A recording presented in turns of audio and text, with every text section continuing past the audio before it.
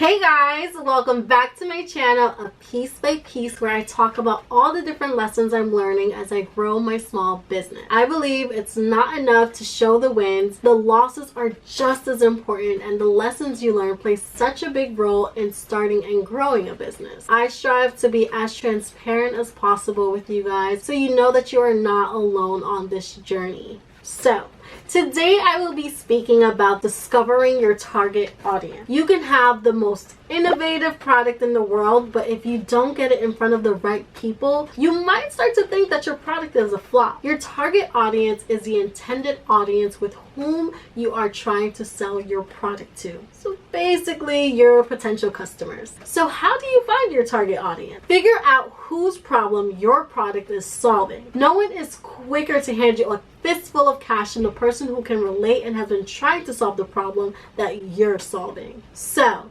in order to get a general sense of who your audience might be, you need to first create an ideal customer profile. And just like how it sounds, it's a profile that breaks down the persona of your ideal customer. Things like their background, their demographic, their pain points, their buying triggers, even their salary. The more specific you get with this breakdown, the easier it will be for you to pinpoint who your potential customer might be. It can be very difficult to get specific on who you're targeting, especially when you're starting, because you quite literally don't know who you're looking for. There's really two ways you can go about this: the passive way or the aggressive way. Stick with me here. The first way is for people just dipping their toe in, trying to get a general sense of who their ideal customer is. All you have to do is go on Instagram and say you're trying to start a boutique. Find other boutique pages and see who their followers are. More than that, because it's so easy to give just about anyone a follow, go into their content and see who is commenting. Because if you think about it, it takes more of an effort to comment on other people's stuff, especially for brands. It's one thing to comment on your best friend's post, but for someone to go out of their way to comment on a business page shows buyer intent or really high interest. Go through the comments and see if you can find a commonality between these accounts, whether that be they're all moms or they're all from one specific location geographically. This can be really helpful when you're first creating your ideal customer profile, since you'll be getting a sense of what type of people could possibly interact with you and your brand. The next way is a bit more aggressive. So if you think about it, not everyone comments on Instagram. Hell, not everyone is even on Instagram, and if you're relying strictly on social media to expose you to your target audience, you're doing yourself a great disservice, because at the end of the day, you're only seeing what people want you to see.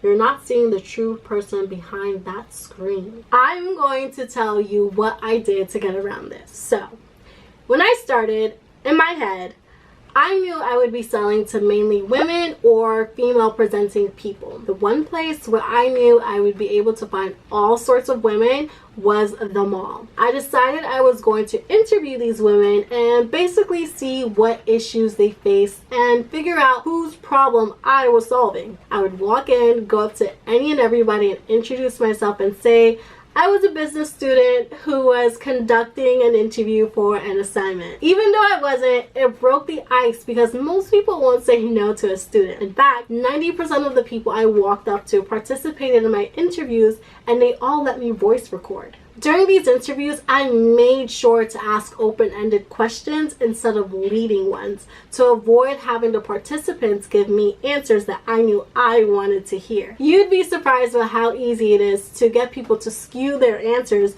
depending on the type of question that you ask. My product prevents dresses and skirts from riding up, so I would ask questions like, what are some of the pros and cons of wearing a dress, instead of, don't you hate when a dress rides up? One question allows the customer to speak about their experience, while the other is more leading, and you can tell that there is more of a right or wrong answer. From these interviews, I was able to gauge who was more receptive to the type of product I was selling and basically who wasn't. I even got some ideas for alternatives to my product that I plan on selling in the future. So I 100% recommend everyone stepping out of their comfort zone and pushing themselves to conduct these sort of interviews. Basically interact and make connections with people who might be your ideal customers. From there, you can move on and create your ideal customer persona breakdown. I created one a while back when I first started entertaining the idea of starting my business, Deloitte. So I'm going to give you guys just a little snippet on how I created my ideal customer profile and sort of my reasoning behind each point. If you guys would like an in-depth breakdown of everything I did include in the profile, please feel free to hop over to my blog because I go into a bit more detail on that. Also, please keep in mind that this was my very first iteration of this breakdown for my company, and I have since made some changes. It's not perfect by any means necessary, but it's definitely gonna put you on the right track for everything. All right, y'all, let's get into this ideal customer profile. This is broken down into 4 categories: the buyer persona building block, the buyer persona profile, which breaks down even further into the customer's pain points, research habits, values, and identifying factors. And then the other 2 categories that's broken down into are the triggers, buying triggers, and how and where I planned on targeting my ideal customer. For the most part, the buyer persona building block is like the meat and potatoes of this entire profile. The other 3 are a little bit smaller, so I am going to cover them in my blog so this video isn't too long. I broke down my buyer persona building blocks into 4 categories: demographics, psychographics, relationships, and biographics. When it comes to all these different breakdowns, you can get as specific as you want when describing your ideal customer. However, being that this was my first go at creating this breakdown, I kept a lot of the points short. Starting off with demographics, I predicted that my ideal customer would be female presenting people aged 35 to 55 and an annual income of $50,000. In general, I knew my target audience would be within the millennial Gen X demographic with enough disposable income which they would use to buy quality clothing. I was able to gather this information by doing research on who made up the customer majority in my industry. I gathered this information from reviews people left for different brands, the social media accounts that followed my competition, as well as from the in-person interviews I conducted. Jumping down to psychographics, the whole point of this section is to get into the mind of your ideal customer and understand their logic when it comes to making purchases. I knew that my customers had an appreciation for high-end clothing because they believed in the importance of presentation and didn't mind spending money on products that were a little higher end. This type of understanding of your ideal customers might require you to conduct those in-person interviews I mentioned because social media and online research can only tell you so much about a person. But on the flip side, when it comes to relationships, you can tell a lot about a person's relationships from their social media, since the whole point is to be social and form relationships. I gather that my ideal customers tend to be married, be moms, or have lots of friends with a very active social life. It's important to understand the relationships of your ideal customers because they often influence your customers' purchases. For example, a customer who now has a title of being a mom and just gave birth might want to purchase shapewear to flatten her postpartum belly. Purchases influenced by relationships aren't always the easiest to spot, so it's important to be diligent when researching and pay attention to these connections. Biographics delve more into the day-to-day lifestyle of your ideal customer. Again, a lot of this information was something I got off of social media and product reviews, and they were backed by the in-person interviews that I conducted. From there, I was able to gather that my customer was more than likely someone who was plus size, probably married, and is already an avid user of shapewear. They also use social media and enjoy the social life as well. It's important to note that my customers might not all be 5 of these points, but they are a combination of one or the other. I'm going to stop here since I consider this to be the most important part of the ideal customer chart. Also, like I mentioned before, if you want to see the other categories, you can find them in the article I linked down below. But overall, and I can't say this enough, understanding your ideal customers is so beneficial because then you'll start to get an understanding of different things. You'll understand the type of content your customer likes to consume. That way, you can produce that type of content.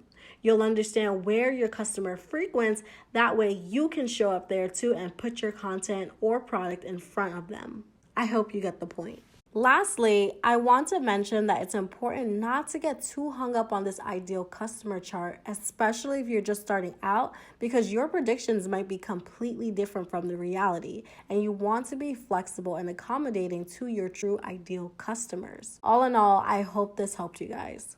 If you would like to start creating your own ideal customer profile, I do have a free downloadable template that you guys can use and customize to your own liking. So now that you have your breakdown, you know who you're looking for, you need to start thinking of where you can find these people.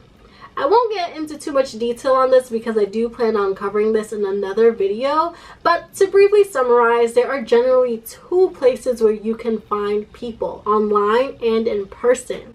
The four main channels where people frequent are social media, shopping sites, blogs, and emails. In person, at least for a small business, you mainly want to focus your efforts on things like pop-up shops and networking events. Both places draw in a lot of people who intend to either connect with you or spend money. And obviously, the type of event you want to attend depends greatly on the type of product you have. It may be easier for someone who is selling courses to sell at a networking event over a pop-up shop, which relies heavily on products and visuals. And I promise you, once you've completed your ideal customer profile, it will be so much more easier for you to identify your target audience and the type of people who will actually spend money on what you have to offer, no matter what type of sales channel you use, whether that be in person or online. This also allows you to optimize your ads, learn what type of content to put out, and learn what your customers' buying triggers are and use it to sell your products. But yeah, I hope this video gave you guys a clearer understanding of what you should be looking for or what you should be doing when you're trying to learn about your target audience. It definitely makes things like marketing 100 times easier and prevents you from wasting money on ads that might not be targeting the people that you want. Remember, the key to selling anything is putting it in front of the right people. If you need more assistance or guidance, please feel free to leave any of your questions down below in the comment section, or you can contact me through my website at A Piece by Piece. That's all for me today, guys, and I will catch you in the next one. Bye!